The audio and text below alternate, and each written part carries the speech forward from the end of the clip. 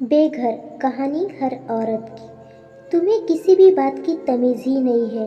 मैं तुम्हें कितनी बार बताऊं कि मेरे तैयार होने से पहले मेरा नाश्ता तैयार हो जाना चाहिए। शादी के 25 सालों बाद भी मुझे क्यों बार बार एक ही बात बतानी पड़ती है सीमा? तुम्हें क्या है, तुम तो आराम से घर पर रहती हो, पर मुझे तो काम पर जाना पड़ता है। और तुम हो कि हमेशा बेवकूफ़ों जैसी हरकत करती हो। अगर तुम यह जानबूझकर करती हो तो याद रखना, मुझसे बुरा कोई नहीं होगा। आज भी आनंद का पारा चढ़ा हुआ था। इस तरह अपना गुस्सा उतारते हुए, गीला तौलिया सोफे पर फेंकते हुए आनंद गुस्से से सीमा की तरफ देखने लगा। सीमा के लिए आनंद का यह बेवजह का गुस्सा कोई नई बात नहीं थी। वह महीने में 3-4 बार ऐसे ही सीमा पर बरस पड़ता था। पहले पहले सीमा उसका विरोध किया करती थी, लेकिन जब कई सालों तक आनंद में कोई बदलाव नहीं दिखा तो सीमा ने खुद को ही बदल दिया। अब आनंद के कुछ भी कहने से सीमा को कोई फर्क नहीं पड़ता था। आनंद की हर बात वो चुपचाप सिर नीचे झुकाए सुन लेती थी।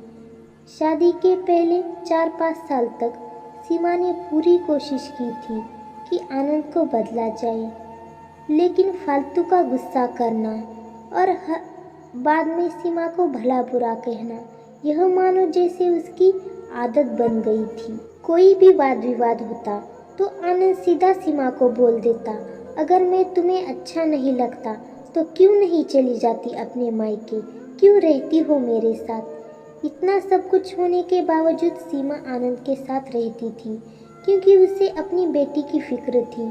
और वह जाती भी तो कहा, अपने बूढ़े हो चुके माँ बाप को इस उम्र में परेशान नहीं करना चाहती थी। समाज और लोग क्या कहेंगे। अगर वो खुद इंडिपेंडेंट होती तो शायद बात कुछ और होती, पर वह इतनी पढ़ी लिखी भी तो नहीं थी कि खुद जाकर कोई नौकरी कर सके और अपना और अपनी बेटी का पालन पोषण कर सके। सीमा को अब अपनी फिक्र नहीं थी, उसको फिक्र थी तो बस अपनी शादी लायक हो रही बेटी की। सीमा नहीं चाहती थी कि पति पत्नी के झगड़े की वजह से रिया डिस्टर्ब हो। वो रिया को बहुत प्यार करती थी और नहीं चाहती थी कि रिया के साथ उसके जैसा कुछ हो। रिया की पढ़ाई पूरी हो चुकी थी, उसके लिए अब शादी के रिश्ते आने लगे थे। कई रिश्तों को रिया ठुकरा चुकी थी। 3-4 महीने बाद एक अच्छा रिश्ता आया। रिश्तेदारों और पहचान के लोगों ने भी लड़के के बहुत गुणगान किए थे। आनंद एक शाम अपनी बेटी के पास बैठकर उसे बताने लगा, रिया बहुत अच्छा लड़का है, पढ़ा लिखा है, बड़ा घर है, बहुत अच्छी नौकरी है। ऐसे रिश्ते बार बार नहीं आते बेटा, इस बार मना मत करना। रिया अपने पिता से ज़्यादा बात नहीं करती थी, शायद डरती थी या शायद नफरत करती थी, लेकिन आज वो अपनी पूरी हिम्मत जुटाकर बोली, मुझे अभी शादी ही नहीं करनी है पापा, मैं नौकरी करना चाहती हूँ, मैं खुद अपने पैरों पर खड़ी होना चाहती हूँ। हाँ, तो इसमें क्या बड़ी बात है। मैंने लड़के से बात की है, वह तुम्हें किसी भी बात के लिए नहीं रोकेगा। तुम शादी के बाद भी नौकरी कर सकती हो, वह तुम्हें नौकरी करने के लिए परमिशन दे देगा। आनंद बोला, मेरा नौकरी करना या ना करना उसकी परमिशन पर क्यों डिपेंड रहेगा पापा? रिया ने पूछा। मैं कह रहा हूँ ना, तुम्हें किसी भी चीज़ की कमी नहीं होगी वहाँ। ऐसे रिश्ते बार बार नहीं आते, इसे ठुकरा मत, बहुत खुश रहोगी तुम वहाँ। आनंद बोला, पापा क्या मैं उतनी खुश रहूँगी जितनी मम्मी इस घर में खुश है? रिया ने तेज आवाज़ में बोला। आज तुम्हारी जबान कुछ ज़्यादा नहीं चल रही? आनंद गुस्से से आंखें बड़ी करते हुए बोला, पापा मुझे शादी ही नहीं करनी है, क्योंकि शादी के बाद अगर वह लड़का आपके जैसा निकला तो मैं क्या करूँगी? मुझे आपके जैसा जीवन साथी नहीं चाहिए जो बिना बात के मुझ पर हमेशा चिल्लाए। मुझे कुछ भी अपनी पसंद का लेना हो तो 10 बार सोचना पड़े कि कहीं वह नाराज़ ना हो जाए। मेरी तबीयत कैसी भी हो उसे परवाह ना हो। रोटी थोड़ी सी मोटी बन जाए तो सारा घर सर पर उठा ले, उसकी चेक बुक ना मिले तो भी मेरा ही दोष निकाले और हर छोटी मोटी बात पर मुझे मायके जाने के लिए कहे। क्या मेरे कुछ सपने नहीं हैं? क्या नौकरी करना गलत है? अगर मैंने आज कुछ नहीं बोला तो हो सकता है मुझे माँ की तरह जीना पड़े। मुझे नहीं जीनी पापा ऐसी ज़िंदगी। मुझे नहीं रहना ऐसे इंसान के साथ जो मुझे समझ ही ना पाए। रिया ने अपना दिल खाली करते हुए पापा से सब कह दिया। आनंद का गुस्सा सातवें आसमान पर था, लेकिन उसके मुंह से एक शब्द भी नहीं फूट रहा था। वो सिर्फ रिया की बातें सुन रहा था। रिया उतना ही बोलकर चुप नहीं हुई। आज पहली बार वह अपने पापा के सामने इतना कुछ बोल रही थी। पापा, आपने माँ के साथ हमेशा गलत व्यवहार किया है। आप अपने ऑफिस का गुस्सा बिना सोचे समझे माँ पर उतार देते हैं। कभी इस बात की परवाह भी नहीं करते कि उन्हें कैसा लगता होगा। आप तो उन पर अपना गुस्सा निकाल देते हो, पर वो अपना गुस्सा किस पर निकालेंगी? एक पति ही तो होता है जिनसे हर औरत अपने दिल की बात कह सके, लेकिन आपने तो कभी माँ को पत्नी समझा ही नहीं।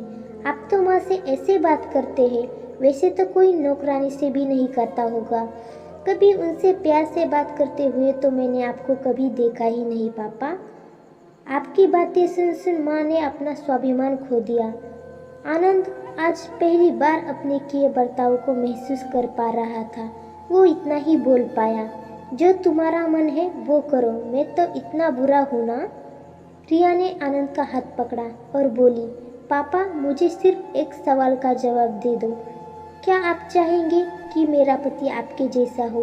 अगर आपका जवाब हाँ है तो कर दीजिए मेरा रिश्ता आज ही, और ना है तो मुझे आत्मनिर्भर बनने दीजिए। आनंद कुछ भी ना बोल पाया और चुपचाप वहाँ से बाहर चला गया। आज उसे सीमा के सामने जाने में भी शर्म आ रही थी। चलते चलते उसकी आंखों में आंसू बह रहे थे। आनंद ने आज से अपने आप को बदलने का निश्चय किया। अगले दिन से सीमा ने अपने पति में काफ़ी बदलाव देखा।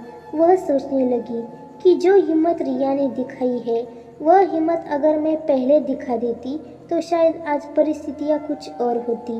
आनंद ने सीमा से माफ़ी मांगी, कहा, मुझसे बहुत बड़ी गलती हो गई सीमा, मुझे माफ़ कर दो। सीमा को विश्वास नहीं हो रहा था कि आनंद उससे इतने अच्छे से बात कर रहा था। धीरे धीरे दोनों के बीच सब ठीक हो गया। अब रिया पढ़ लिख कर अच्छी नौकरी करने लगी थी और 2 साल बाद उसके लिए एक अच्छा रिश्ता आया और उसकी विदाई पर आनंद बोला, बेटा, तू हमेशा खुश रहेगी क्योंकि तेरा पति तेरे बाप जैसा नहीं है। आनंद की यह बात सुनकर सीमा और रिया की आंखों से आंसू बहने लगे। दोस्तों, आज हमारे समाज में औरतों को भले ही देवी का दर्जा दिया जाता है, लेकिन वह स्वतंत्रता नहीं दी जाती जो उन्हें देनी चाहिए। उन्हें बचपन से ही बताया जाता है कि वह पराया धन है। स्कूल से आने में देर हो जाए तो बहुत डांटा जाता है। मोबाइल पर बातें करते हुए दिख जाए या खिड़की से झांकते हुए दिख जाए तो शक किया जाता है। माँ बाप का घर तुम्हारा नहीं है, पति का घर ही तुम्हारा घर है। जीवन भर यह बातें बता बता कर उन्हें ससुराल भेज दिया जाता है और ससुराल में एक दिन किसी छोटे मोटे झगड़े में ससुराल वालों से उन्हें सुनना पड़ता है कि इस घर को छोड़ दो और मायके चली जाओ। अब आप ही बताओ दोस्तों, ऐसी स्त्रियों का सच्चा घर कौन सा है? आखिरकार वह किस घर को अपना कहे? आशा करती हूँ यह कहानी आपको पसंद आई होगी। इस कहानी पर आपकी क्या राय है हमें कमेंट करके ज़रूर बताइए। कहानी पसंद आई हो तो लाइक शेयर और करें। ऐसी ही कहानियाँ सुनने के लिए चैनल को सब्सक्राइब करें। वीडियो को अंत तक देखने के लिए आपका बहुत बहुत धन्यवाद।